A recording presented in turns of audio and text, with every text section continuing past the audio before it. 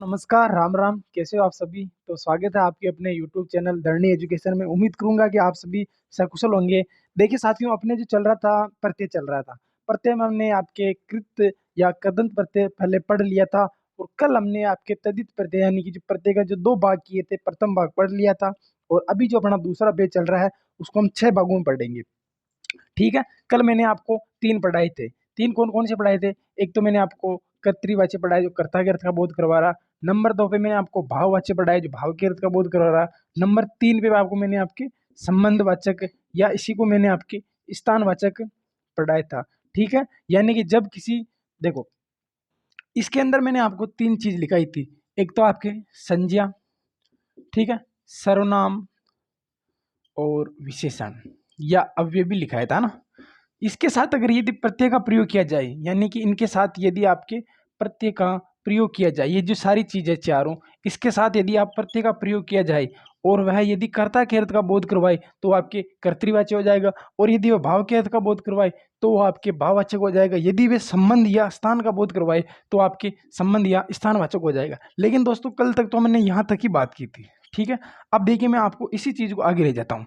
ठीक है। तो आज मैं आपको 3 वेद इसके और पढ़ाऊंगा। ठीक है। 3 वेद कौन कौन से हैं? देखो, सबसे पहली बात तो अपन पढ़ेंगे आपके पहले 4 नंबर पे, यानी कि आज का जो अपना पहला पहला जो रहेगा वो रहेगा आपके अपत्यवाच्य या संतान बोधक। अपत्यवाच्य या संतान बोधक। ठीक है। और नंबर 4, देखो ये तो हो गया आपके 4। ठीक है। ये आपके 5, ये 6। देखो, अपत्यवाचक या स्थानवाचक। इसके बाद में जो आपके रहेगा दोस्तों, देखिए अपत्यवाचक और संतानवाचक जो आपके रहता है, या इसके पहले हम ऊनता हीनता भी ले लेंगे। कौन सा आ जाएगा आपके के ऊनता, ऊनता, हीनता, लघुता। इनका तीनों का अर्थ होता है छोटा रूप होना। ठीक है। ऊनता, हीनता, लघुता। और लास्ट आपके आ जाएगा आपके स्त्री वाचक तद्धित प्रत्यय। ठीक है दोस्तों। देखो, अब बात करते हैं दोस्तों कि यहाँ तक तो मैंने समझा दिया, यानी कि जब किसी वाक्य में संज्ञा सर्वनाम विशेषण के साथ प्रत्यय का प्रयोग किया जाए और वह प्रत्यय कर्ता के अर्थ का बोध करवाएगा तो आपके कर्तृवाच्य भाव तद्धित प्रत्यय हो जाएगा। यदि वो भाव के भाव का बोध करवाएगा तो भाववाचक तद्धित प्रत्यय हो जाएगा। यदि वो आपके संबंध का बोध या स्थान का बोध करवाएगा तो आपके संबंधवाचक तद्धित प्रत्यय हो जाएगा। लेकिन अब बात करते हैं दोस्तों कि यदि वो अपत्य यानी कि उत्पन्न होने का या संतान के जो बोध करवाएगा दोस्तों, तो वो आपके अपत्यवाचक या संतानवाचक हो जाएगा। मैं इसके अंदर आपके उदाहरण दिखा दूंगा। अब बात करते हैं दोस्तों ऊनता, हीनता, लघुता। यानी कि जब किसी संज्ञा सर्वनाम विशेषण के साथ प्रत्यय का प्रयोग किया जाए और वह उस संज्ञा के छोटा रूप प्राप्त हो या उससे छोटा रूप का बोध होता है, तो वह आपके ऊनता, हीनता, लघुता का बोध करवाता है, यानी छोटा रूप प्राप्त होता है। अब बात करते हैं आपके स्त्रीवाचक, यानी कि संज्ञा सर्वनाम विशेषण या इनके साथ प्रत्यय का प्रयोग किया जाए और आपके स्त्रीवाचक शब्द का बोध हो, तो वहां पर आपके स्त्रीवाचक तद्धित प्रत्यय होगा। कल हमने 3 पढ़े थे, और एक और आपके भेद साता तो नहीं कहूंगा, लेकिन एक और होता है आपकी गुणवाचक तद्धित प्रत्यय, है ना। लेकिन मैं इसको आपके नोट लगवा के लिखा दूंगा, इसको भेद में नहीं रखेंगे अपन। तो अब सबसे पहले हेडिंग लगाइए आपकी दोस्तों, अपत्यवाचक या पहले अपन ऊनता हीनता कर लेंगे ना, तो क्योंकि ये आपको थोड़ा अच्छा भी लगेगा। इसके उदाहरण भी आपको मैं अच्छे जो आपके लुभावने उदाहरण है ना वो लिखाऊंगा। तो नंबर 4 पे लगाइए आपके ऊनता, हीनता, लघुता, बोधक, तद्धित प्रत्यय। ठीक है। ये तीनों एक ही नाम है इसके, है ना। आपको ऊनता देखे भी पूछ सकता है, हीनता देखे भी पूछ सकता है, या फिर आपके लघुता भी देखे पूछ सकता है। ठीक है। तो बात करता हूं दोस्तों आपके नंबर 4, ऊनता, ऊनता, हीनता और लघुता वाचक तद्धित प्रत्यय। ठीक है दोस्तों, ऊनता, हीनता, लघुता वाचक तद्धित प्रत्यय। नाम बहुत बड़ा है इसका, तो मेरे हिसाब से ये आपको हर बार एक नंबर देखे जाता है, तो इस बार भी इससे उम्मीद रहेगी कि अपने को नंबर दे। ठीक है। ऊनता, हीनता ये किसका अर्थ बोध करवाएगा दोस्तों? आपके छोटा रूप प्राप्त होता है, छोटा रूप प्राप्त होता है। ठीक है, कल जैसे परिभाषा लिखेंगे दोस्तों कि जब किसी वाक्य में संज्ञा सर्वनाम विशेषण के साथ प्रत्यय का प्रयोग किया जाता है और उस संज्ञा से छोटा होने का बोध हो या छोटा रूप प्राप्त होता है, वही आपके ऊनता, हीनता, लघुता वाचक तद्धित प्रत्यय कहलाता है। और इसके बहुत ज़्यादा आपको डिटेल में उदाहरण बताऊंगा, आपका बिल्कुल कॉन्सेप्ट है ना वो इसी वीडियो में कंप्लीट हो जाएगा। आप तो बस इस वीडियो को पूरा देख लेना, आपको कोई भी दिक्कत नहीं होगी। तो परिभाषा लिखिए दोस्तों इसकी, देखो परिभाषा लिख लेते हैं। जब किसी वाक्य में, देखो जब किसी वाक्य में संज्ञा सर्वनाम, ठीक है, जब किसी वाक्य में, देखो जब किसी वाक्य में, या ऐसे लिख दो जब किसी शब्द में संज्ञा सर्वनाम विशेषण के साथ प्रत्यय का प्रयोग किया जाता है। ठीक है, जब किसी वाक्य में, जब किसी प्रत्यय के साथ, है ना, जब किसी प्रत्यय के साथ संज्ञा या सर्वनाम का, एक मिनट ये डोरी को मैं इधर कर देता हूं, जब किसी संज्ञा के साथ, ऐसे अपन सीधा भी लिखना चाहे, वाक्य नहीं लिखे तो भी ऐसा सीधा ही लिख लेते हैं ना, एक मिनट। ठीक है, परिभाषा को मैं इसमें छोटा कर रहा हूं क्योंकि अपन सीधा, कल भी हमने मैं आपको लास्ट बताया था कि मेन इसके अंदर आपके संज्ञा का रोल होता है। देखिए बस, तो क्या होता है, जब, छोटी परिभाषा लिख रहा हूं ना, बड़ी वाली नहीं, जब किसी संज्ञा के साथ प्रत्यय का प्रयोग किया जाता है और वह संज्ञा छोटा होने का छोटा रूप प्राप्त कराती है, छोटा रूप प्राप्त कराती है। ठीक है दोस्तों, परिभाषा में आपको बड़ी भी लिखवा रहा था, यानी कि जब किसी संज्ञा सर्वनाम विशेषण के साथ प्रत्यय का प्रयोग किया जाता है और वह संज्ञा या वह शब्द जो आपके ऊनता, हीनता या छोटा रूप प्राप्त करवाती है, वो बड़ी परिभाषा मैंने नहीं लिखी है, छोटी परिभाषा लिखी, क्योंकि मोस्ट इसके अंदर आपके जो आता है दोस्तों, उसके अंदर जो रोल रहता है वो आपके संज्ञा का रहता है, लेकिन लिखना पड़ता है कि संज्ञा सर्वनाम विशेषण या अव्यय के साथ, जबकि ज़्यादा जो रोल रहता है इसके अंदर आपकी जो ज़्यादा महत्व वाली चीज़ है, यानी कि जब किसी संज्ञा के साथ प्रत्यय का प्रयोग किया जाता है और वह प्रत्यय छोटा होने का बोध करवाता है, तो वो इसके अंदर आ जाएंगे। ठीक है, तो अब मैं इसके बहुत ही आपको जानदार और शानदार उदाहरण लिखा रहा हूँ, एक भी आपको ऐसी चीज़ नहीं है कि आपको नहीं आएगी, सारी की सारी चीज मैं आपको इसी के अंदर याद करवा दूंगा। जैसे मैंने लिखा आपके लोटा, लोटा, फिर लिखा मैंने आपके डिब्बा, डिब्बा, फिर मैंने लिखा आपके चोटी, फिर लिखा मैंने आपके बेटी। ये उदाहरण है दोस्तों, इनको साथ के साथ कर लीजिए। फिर अगर देखें आपके आगे देखो, फिर मैंने आपके लिखा रस्सा, थाल, नाला, कटोरा, ये सब लिखे। ठीक है, ये सब लिखे मैंने आपको समझाने के लिए, और इसके अलावा और लिखे दोस्तों। अब लिखे दोस्तों आपके सपोला, क्या लिखा मैंने आपके, सपोला, है ना, सपोला, आपको सपोला, है ना। देखिए अब ये जो चीज़ है ना दोस्तों, मैंने जो चीज़ें लिखी है ना, ये चीज़ आपको समझनी पड़ेगी, इसके अंदर आपको कुछ भी नहीं है ना, सपोला। अब देखिए दोस्तों, लोटा, डिब्बा, चोटी, बेटी, रस्सा, थाल, नाला, कटोरा, और इसके बाद में और देख लीजिए दोस्तों आपके बबुआ, बबुआ, ललुआ, बचुआ, ये भी सारे के सारे दोस्तों इसी के उदाहरण है। बचुआ, ललुआ, कछुआ, और एक और हो जाता है दोस्तों आपके कलुआ। क्या हो जाता है दोस्तों आपके, कलुआ। ठीक है, अब मैं आपको समझाता हूं, यानी कि ये कह रहा है कि किसी संज्ञा के साथ प्रत्यय का प्रयोग करेंगे और उसका छोटा रूप प्राप्त होंगे।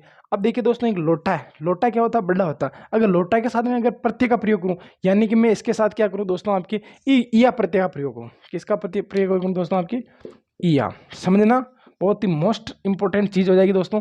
यानी कि मैं इनके साथ अगर चारों के साथ ईए का प्रयोग करूं तो क्या हो जाएगा दोस्तों, आपकी छोटा रूप प्राप्त होगा। यानी कि यदि बेटे के साथ में ईया का प्रयोग करूंगा तो क्या प्राप्त होगा, बिटिया हो जाएगा। लोटा के साथ करूंगा क्या होगा, आपके लुटिया हो जाएगा। क्या हो जाएगा दोस्तों, आपके लुटिया। क्या हो जाएगा, डिबिया। ठीक है, तो एक देखो, ठीक है, डिबिया, लुटिया, चुटिया, चुटिया। ठीक है, आगे देखो, बेटी धनिया, बिटिया, क्या हो जाएगा, बिटिया। ये जो सारे सारे उदाहरण दोस्तों, यानी कि देखो, लोटा बड़ा रूप होता है, लुटिया उसका छोटा रूप होता है, डिब्बा बड़ा होता है, डिबिया छोटी होती है, चोटी बड़ी होती है, चुटिया छोटी होती है, बेटी छोटी होती है, बिटिया यानी कि बड़ा रूप इससे प्राप्त होता है। ये जो जितने भी सारे के सारे जो दोस्तों आपके मैंने लिखा है ना, ये इसके अंदर आएंगे। अब देखिए दोस्तों, रस्सा। अब रस्सा 5 फीट का भी हो सकता है, 10 फीट का भी हो सकता है, लंबा भी हो, कितना भी हो सकता है। लेकिन अगर मैं इसके साथ अगर ई प्रत्यय का प्रयोग करूं, किसका प्रयोग करूं दोस्तों, आपके ई प्रत्यय का प्रयोग करूं, यानी कि ये जो सारे मैंने लिखे इसके अंदर आपके ई प्रत्यय है। ठीक है, तो यानी कि इससे क्या होगा दोस्तों, आपके छोटा रूप प्राप्त होगा। यानी कि रस्सा के साथ में ई प्रत्यय का प्रयोग करूं तो क्या होगा दोस्तों, आपके रस्सी। क्या हो जाएगा, रस्सी हो जाएगा। थाल के साथ ई प्रत्यय करूं तो थाल तो बड़ा होता है लेकिन थाली छोटी होती है। नाला बहुत बड़ा होता है लेकिन नाली छोटी होती है। ठीक है, और कटोरा आपको पता ही, बड़ा कटोरा होता है, हम घर पे खाना उसी से खाते हैं, लेकिन यहाँ किस में खाते हैं हम दोस्तों, कटोरी में खाते हैं, कटोरी में। ठीक है, अब बात करता हूँ दोस्तों मैं आपके, यानी कि देखो, रस्सा बड़ा रूप होता है, इसका छोटा रूप रस्सी होता है। थाल बड़ा होता है, थाली छोटी होती है। नाला बड़ा होता है, नाली छोटी होती है। कटोरा छोटा, मतलब कटोरा बड़ा होता है, कटोरी बहुत बड़ी मतलब छोटी होती है ना। यानी कि प्रत्यय का प्रयोग करेंगे और उसका छोटा रूप प्राप्त होगा। देखो, सपोला बड़ा होता है ना, लेकिन जो आपके इसके अंदर आपके, अब देखो मैंने इसका रूप इधर लिखा है, तो क्या होगा दोस्तों, आके सांप दन में ओला, सपोला ना, ये इसके अंदर आ जाएगा। अब बात के बुआ, बाबू दन में उआ, किसका पति हो दोस्तों, आपके लाला, ललुआ, लाला दन में उआ, ललुआ, उआ ना, उआ। आगे देखो, बचवा, बच्चा दन में उआ, बच्चा दन में ऊ आ, बचुआ। आगे देखो, कलुआ, तो इसका क्या हो जाएगा दोस्तों, आपके काला दन में उआ, कलुआ हो जाएगा। ठीक है, तो ये है ना दोस्तों, इसका छोटा रूप है, ये इसका जो छोटा रूप है, और इसके अंदर बाबू, बाबू बड़ा होता है, बबुआ ये छोटा रूप हो जाएगा। यानी कि प्रत्यय का प्रयोग करेंगे और उसका छोटा रूप प्राप्त होगा। ये मैंने आपको ज्यादा उदाहरण इसलिए लिखा है क्योंकि आपको इसके अंदर एक भी चीज का डाउट नहीं रहेगा। अब और भी लिखा देता हूँ मैं इसके अंदर, आपके दापूड़ी, सापूड़ी, लटिया, ये इसी के अंदर आ जाएंगे। कौन कौन से हो जाएंगे दोस्तों आपके, एक तो आ जाएगा आपके दापूड़ी, सातुड़ी, दापूड़ी, सातुड़ी, लठिया, और लिखिए दोस्तों आपके गड़ी, गड़ी, घंटी, और मटकी, मटकी, घड़ी, घंटी, मटकी, पंखी, ये भी इसी के अंदर आ जाएगा। क्या आ जाएगा दोस्तों, आपके पंखी। अब देखिए दोस्तों, मेरा जो तो फर्ज था ना, इतने उदाहरण लिखाना, ये तो मैंने लिखा दिए और बता भी दिया है कि किसी संज्ञा के साथ प्रत्यय का प्रयोग करेंगे और वह संज्ञा उसके छोटा होने का रूप करवाएगी या बोध करवाएगी दोस्तों, तो वह आपकी है दोस्तों ऊनता, हीनता, लघुता। और ये चीज़ मैंने आपको पहले बता दी, ये चीज़ आप याद रखना। इस पूरी लाइन का मतलब ये होगा, और ये जो पूरी परिभाषा दोस्तों, इसका मतलब ये होगा। और ये देखिए दोस्तों, आपके लोटा बड़ा होता है, लुटिया छोटी होती है, रस्सा बड़ा होता है, रस्सी छोटी होती है, फिर आपके सांप दन में ओला। ये चीजें मैंने आपको हर चीज एक एक, बिल्कुल मैं आपको एक एक चीज मैंने आपको खोल के रख दी। अब आपका फर्ज है कि इस चीज को नोट करना, बार बार समझना और बार बार उतारना। तो अब जो इसका दूसरा रूप लिखा रहा हूँ दोस्तों मैं, आपकी ऊनता हीनता यानी कि अपत्यवाच्य या संतान बोधक। अब आप इसको जल्दी से उतार लीजिए ताकि मैं आपको अगला जो इसका भेद है वो बता देता हूँ। ठीक है, मेरे हिसाब से इसमें आपको 1% भी दिक्कत नहीं रहेगी अगर आपने शुरू शुरू के अंदर बिल्कुल बेसिक समझ लिया ना। और मैं इसका पूरी लाइन का अर्थ एक शब्द में भी लिखता हूँ, अगर वो लाइन भी याद रहेगी आपको ना, तब भी आपका काम हो जाएगा। और ये उदाहरण वही है ना जो आपको 100% पेपर में मिलेंगे। ठीक है, आप तो बस इन उदाहरणों को बार बार रिवाइज करो।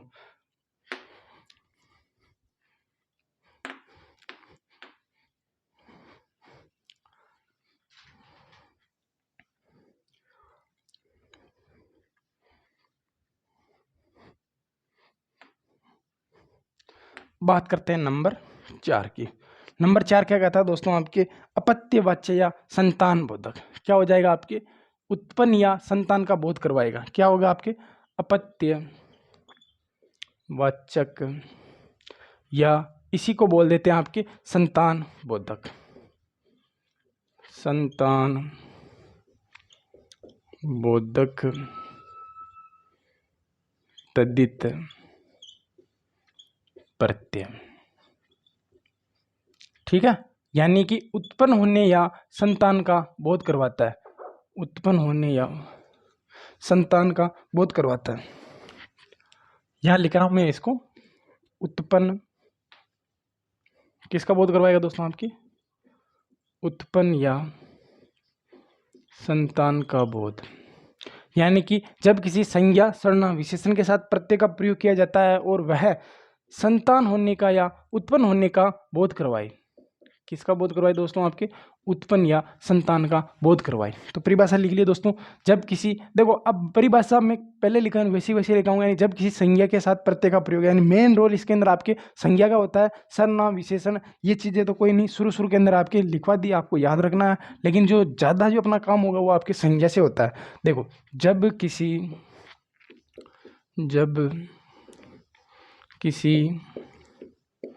संज्ञा के साथ प्रत्यय का प्रयोग किया जाता है, जब किसी संज्ञा के साथ प्रत्यय का प्रयोग किया जाता है और वह, देखो यह वह का मतलब यहाँ वह संज्ञा प्रत्यय के या तो उत्पन्न होने का बोध करवाती दोस्तों, या संतान का बोध करवाती है। किसका बोध करवाएगी दोस्तों? या तो उत्पन्न होने का बोध करवाएगी या आपके संतान का बोध करवाती है। संतान का बोध कराए वहां पर क्या होगा दोस्तों? आपके अपत्यवाच्य या संतान बोधक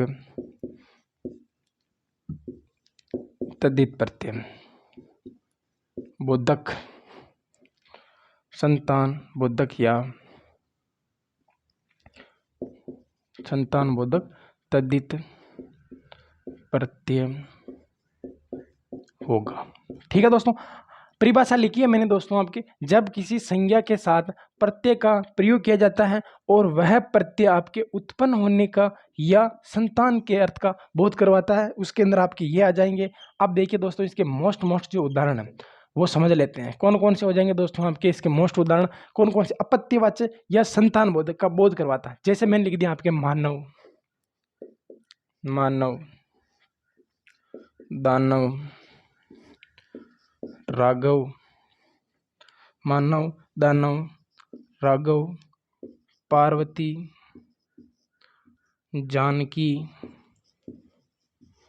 और लिख लीजिए आपके दोस्तों साथ के साथ लिख लिए पार्वती, जानकी और आपके कार्तिकेय,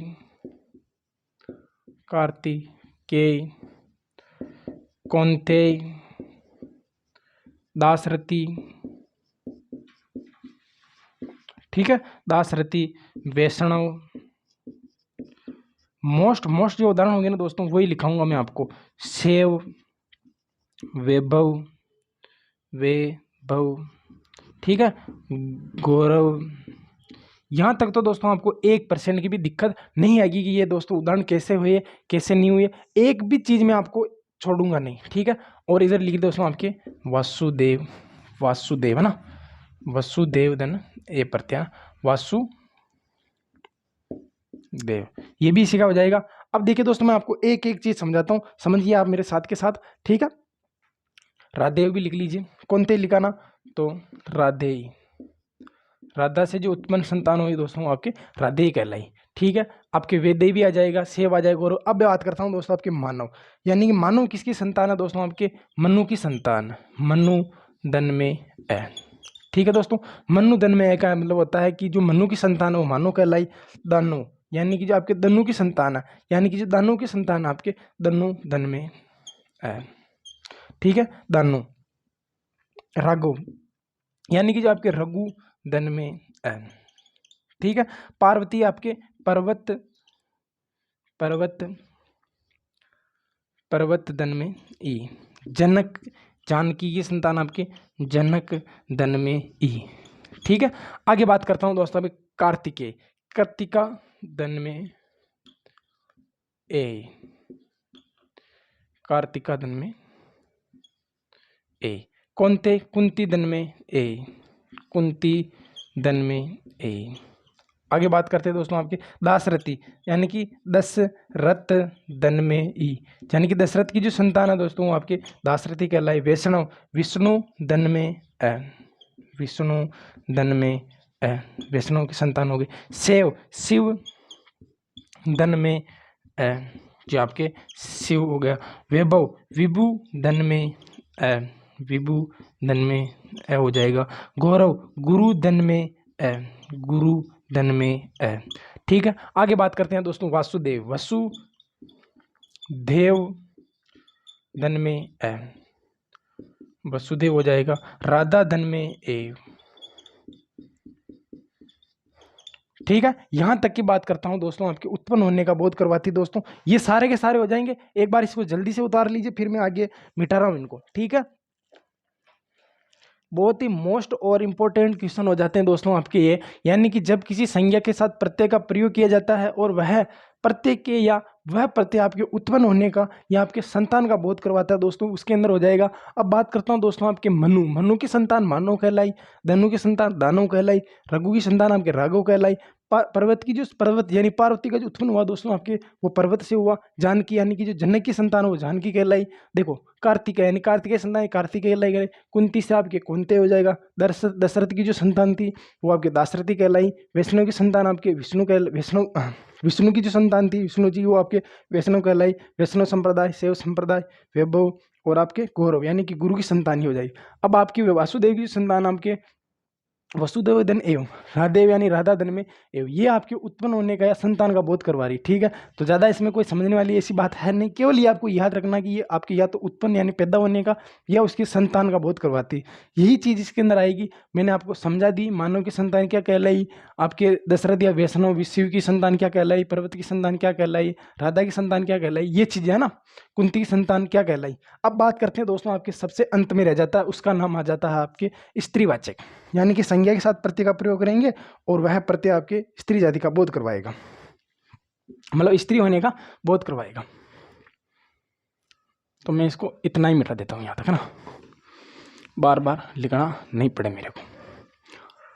पर आप तो इस लाइन को पूरी लिखना है ना, यूं नहीं कि आप मेरे जैसे मिटा दो।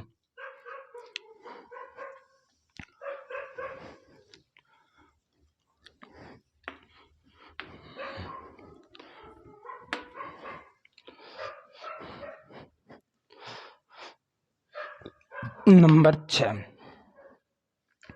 नंबर 6 पे बात करेंगे दोस्तों आपके बहुत ही मोस्ट और इम्पोर्टेंट उदाहरण के साथ में।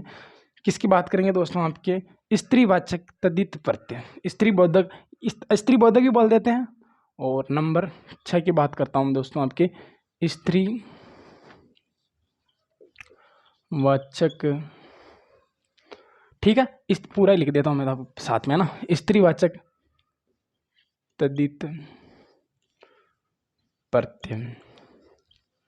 ठीक है, स्त्री का बोध करवाता है। किसका बोध करवाएगा दोस्तों आपकी स्त्री का बोध करवाता है, लिख लीजिए साथ का साथ, स्त्री का बोध करवाए।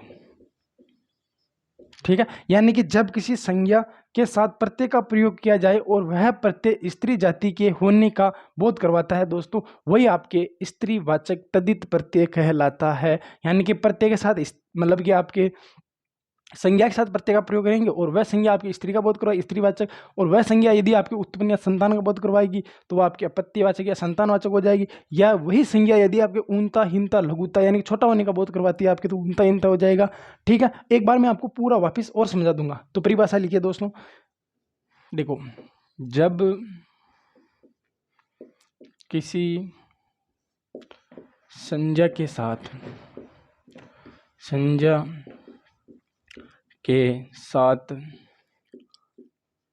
प्रत्यय का प्रयोग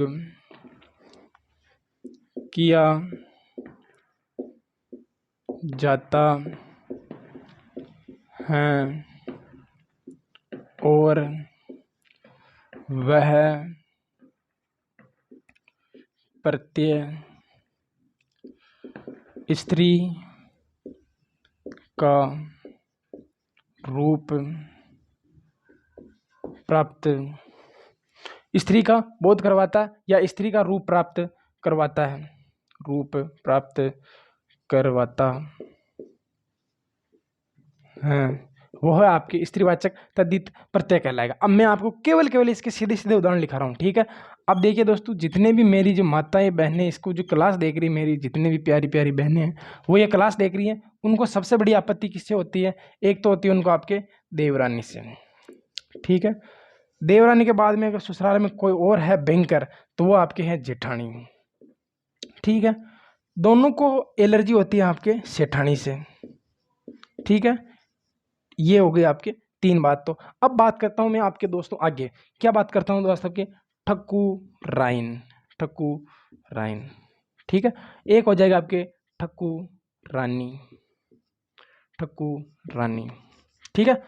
और आगे बात कर लेता हूं दोस्तों आपके 5 के सेट में बात कर लेता हूं दोस्तों। अब आगे बात करता हूं दोस्तों आपके पंडिताइन, पंडिताइन,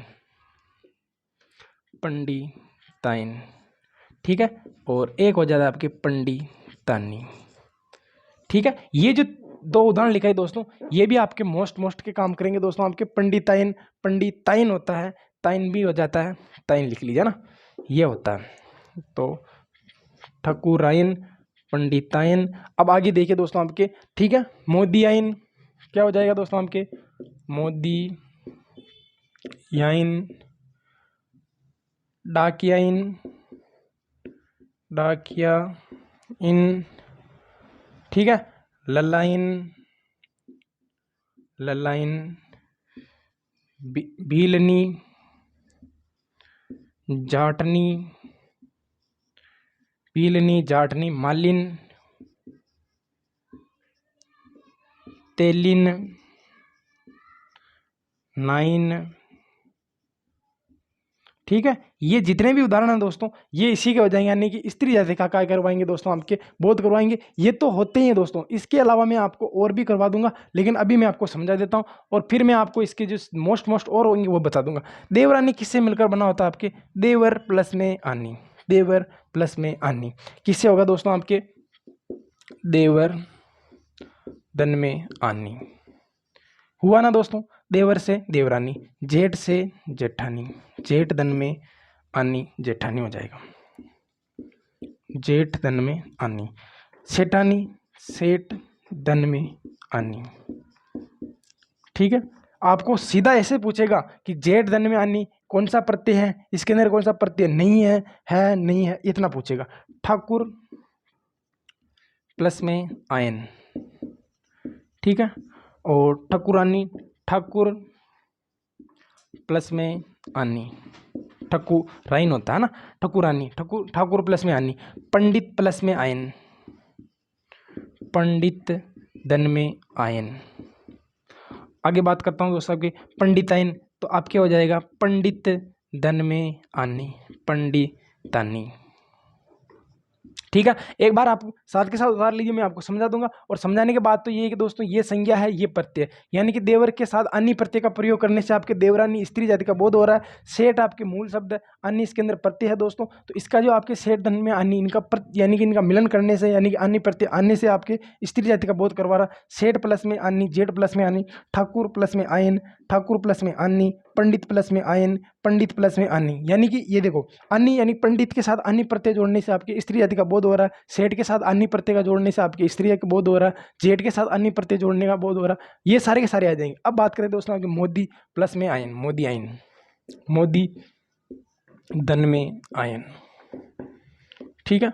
और बात करता हूं आपके डाकिया आयन, यानी कि इस संसार में केवल ये एक ऐसा पद है जिसको डाकियाइन यानी डाकण, इसको डाकियाइन तो कहते हैं। मूल रूप यह डाकण नहीं होता, डाकिया की लुगाई डाकण नहीं होती है, डाकियाइन होती है ना। ललाइन, लाला धन में आयन होता है। क्या होता है दोस्तों आपके? लाला धन में आयन, ललायन, यन होता है ना, इन नहीं होता, ललाइन। बीलनी, बील तन में नी प्रत्यय, देखो पील के साथ नी प्रत्यय का प्रयोग करने से आपके स्त्री जाति का बोध हो रहा, जाट के साथ नी प्रत्यय का प्रयोग करने से आपके जाटनी का बोध हो रहा है, यानी स्त्री का बोध हो रहा। माली यानी कि माली के साथ आपके ई प्रत्यय का प्रयोग करने से आपके स्त्री का बोध हो रहा। तेली के साथ आपके ई प्रत्यय का प्रयोग करने से आपके स्त्री का बोध हो रहा है, ठीक है दोस्तों। और नाई के साथ आपके ई प्रत्यय का प्रयोग करने से आपको स्त्री जाति का बोध हो रहा है। ये तो दोस्तों आपके मोस्ट हो जाए, यानी कि देखो मोदी धन में आइन मोदी आइन स्त्री का बोध करा रहा है, डाकिया प्लस में आइन डाकियाइन हो जाएगा, लाला प्लस में आइन ललाइन हो जाएगा, बील के साथ आपके नी प्रत्यय का प्रयोग करने से आपको स्त्रीवाची का बोध करवा रहा है, चाट के साथ हो रहा है, वैसे माली के साथ, तेली के साथ और नाई के साथ। यानी कि देखो परिभाषा है, वैसे वैसे उदाहरण लिखा है, एक भी आपको डाउट नहीं रहेगा। अब इसके बाद में जो आपके मोस्ट इंपोर्टेंट जो बच जाते हैं दोस्तों, वो कौन कौन से होते हैं मैं आपको बता देता हूँ। और एक इसके अंदर आपके और ले आ जाता है दोस्तों, आपके चूहिया आ जाता है, कुतिया आ जाता है और बबुआइन आ जाता है। क्या आ जाता है दोस्तों आपकी? चूहिया, बबुआ और आपके चूहिया बबुआ, ये दो तो इसके अंदर आते हैं। और भी आते हैं दोस्तों आपके चूहिया बबुआइन, है ना, बाबू प्लस में आयन हो जाएंगे, चूहिया हो जाएगा, बबुआइन हो जाएगा। ये आप इनको उतार लीजिए, ये तो है आपके मोस्ट। और इसके बाद में जो आता है आपके दोस्तों कुतिया भी आ जाएगा, ठीक है, कुतिया भी लिख लीजिए। और बात करता हूं दोस्तों मैं आपके अब अंतिम जो आपके दोस्तों रह जाता है नंबर 6। इसका मैं भेद नहीं बनाऊंगा, क्यों? क्योंकि इसको मैं आपके साथ ही समझा रहा हूँ, ठीक है। यानी कि ये चीज़ मैंने बता दी, यानी कि प्रत्यय के साथ, यानी कि आपके संज्ञा के साथ प्रत्यय का प्रयोग करेंगे और वह प्रत्यय आपके स्त्री का बोध करवाएगा, तो वो आपके स्त्रीवाचक हो जाएगा। अब बात करता हूँ दोस्तों आपके गुणवाचक तद्धित प्रत्यय, ठीक है। इसको मैं नंबर नहीं दूंगा 1% भी, क्योंकि ये इसके अंदर भेद नहीं होता है, लेकिन आपकी जो एनसीईआरटी जो किताब होती है उसके अंदर इसको दिया हुआ है, गुणवाचक तद्धित प्रत्यय। अब मैं इसके सीधे सीधे आपको उदाहरण लिखा देता हूँ, वो आपको याद रखने हैं। कैसे याद रखोगे दोस्तों? उनकी परिभाषा को आपके सुखी दुखी दो जोड़ों में याद रख लेना ना। एक बार मैं लिख देता हूँ, फिर और समझा दूंगा मैं आपको। सुखी दुखी दो तो याद हो जाएंगे, ठीक है दोस्तों। और इसके बाद में देखो आपके सुखी भी हो जाएगा, दुखी भी हो जाएगा, और आलसी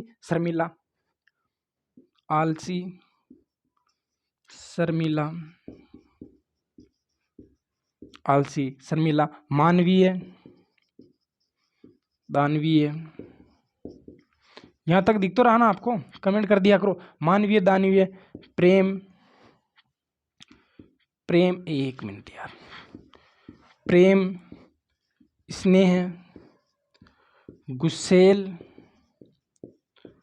उत्तर, ठीक है। प्रेम, स्नेह, गुस्सेल, उत्तर, और प्यारा और प्यासा। ये जो जितने भी दोस्तों आपके गुणवाचक तद्धित प्रत्यय के उदाहरण हो जाते हैं दोस्तों। और इसी के साथ आपका जो प्रत्यय का जो टॉपिक है दोस्तों, वो आपके कंप्लीट होता है। और अगर किसी को भी डाउट है, यानी कि इसके जो विशेष नियम होते हैं दोस्तों, वो मैं आपको एक क्लास में विशेष जो नियम है दोस्तों, वो मैं आपको उपलब्ध करवा दूंगा। या इसी के साथ मैं आपको 20 या 25 या ऐसे 50 उदाहरण याद करवा दूंगा, जिससे आपको बिल्कुल एक भी क्वेश्चन से बाहर नहीं जाएगा। हालांकि इससे भी आपके क्वेश्चन बाहर नहीं जाता है, ये नियमों के अनुसार। आप अगर कोई नियम याद है, आपको भेद याद है, हर चीज़ याद है, तो एक भी क्वेश्चन आपका बाहर जाने की कोई संभावना नहीं रहती है। लेकिन मैं फिर भी आपके 50 ऐसे उदाहरण लाऊंगा, या 100 मान लो, एक बार मैं इसके लिख दूंगा, फिर मैं आपको समझा दूंगा। और कोशिश ये रहेगी कि आपके प्रत्यय में से एक भी नंबर नहीं कटे। तब तक के लिए सभी को राम राम, राधे राधे। मिलते हैं एक नई टॉपिक के साथ, तब तक के लिए सभी को राम राम, राधे राधे, जय श्री कृष्ण।